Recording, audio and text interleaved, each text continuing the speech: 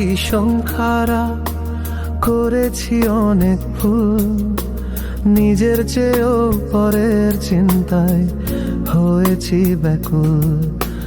যাদের পাশে আমি ছিলাম তারা কেহ আমার নয়, আমার যদি হইতো তারা করতো না অভিনয়। তারাও বুঝতো আমার জ্বালা, বুঝতো মনের কষ্ট, দিত না আর এত আঘাত।